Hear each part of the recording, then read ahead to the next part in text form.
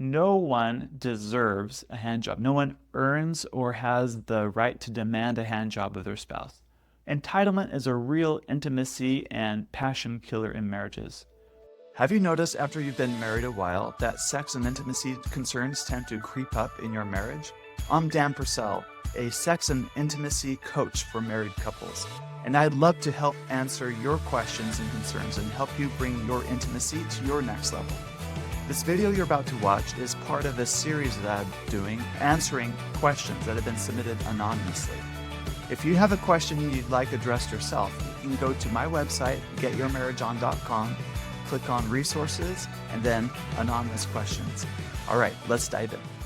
From a wife, she says, are hand jobs frequent in most marriages? My husband said July 21st is National Hand Job Day, hint, hint, which to me translates to me getting a sore arm and semen all over me. And those are real issues.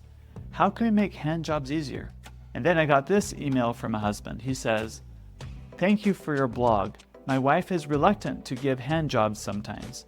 How can I encourage her and make them easier for her and make her say yes more often? These are great questions. First thing I want to address is the idea of entitlement. No one deserves a hand job. No one earns or has the right to demand a hand job of their spouse, no matter what this made-up July 21st holiday says. Entitlement is a real intimacy and passion killer in marriages. When one person feels entitled to sex or they feel superior because they have quote-unquote sexual needs that need to be met, it's a recipe for having a lot of difficulty in your sexual relationship down the road. So first of all, you need to watch out for that. The lady asked how frequent are hand jobs in marriages, and frankly, I have no data on how frequent hand jobs are in marriage. But if I had that data, I think it would be pointless for you if you really don't want to do it. If you're not motivated to try it, any amount of data probably won't persuade you one way or the other. In fact, it just might make you feel worse about it. When it comes to maturing in your sexual relationship and progressing from a stage 2 to a stage 3 sexual relationship, like I talk about often on this podcast, we really need to move out of the should mind frame and into the I choose frame. Meaning, if you feel resentful, that's a sign that you're living in the should and not in the I choose frame. Let me give you an example. The choose frame might be, you know what, I really don't like giving hand jobs, but I love this person. And this person matters a lot to me, and hand jobs matter a lot to him. I may not be in the mood to do this all the time, but I could probably do a little bit under certain circumstances, or I could probably do a little bit, maybe not all the way to climax, but I can do about that much, and I will do it as a gift. This is something I can really get behind and I choose to participate in.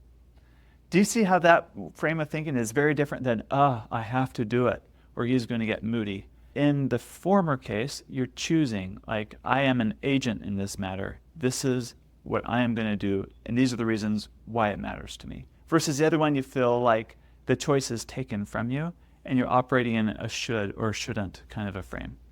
And that's really important. Here's another example in the I choose frame, but from a different angle.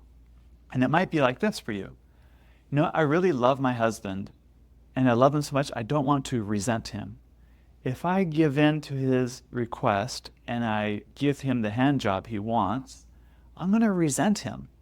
And I don't want to be in a relationship with someone I resent.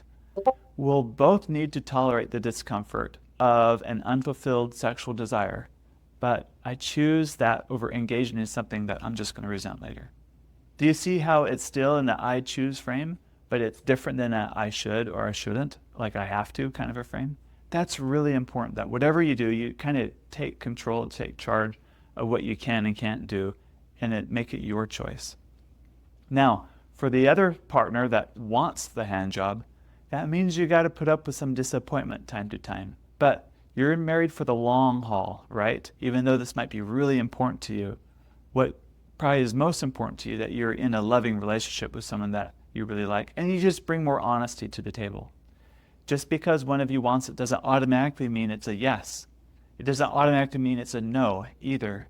This is like the crucible. This is the opportunities that refine you in your marriage relationship to create something new and better out of both of you than you could have done if you weren't married or you tried to go at it alone.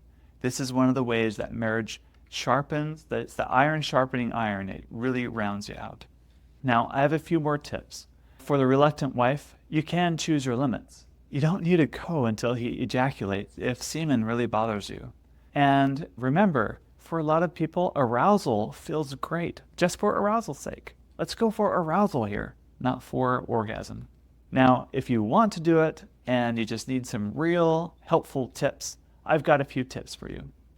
Men, on the receiving side, first of all, you need to do away with entitlement and see this hand job for exactly what it is. It's a gift, so be gracious and receive it.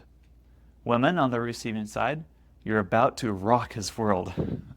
So, tie up your hair or whatever you do, don some lingerie, own your sexiness, and think about the incredible power you wield in your hands as he places one of the most vulnerable parts of him into your very capable hands. Think about the power you have in this situation. If you're concerned about messes, now hand jobs are messy. You use a lot of lubricant sometimes, and of course semen gets all over the place and can get sticky. So one solution could be to use a condom. But let me give you a pro tip here. What you want to do is unroll the condom partway and drizzle water-based lubricant inside the condom first. Now it's important that it's water-based because water-based lubricants are compatible with condoms. And then you put the condom on him.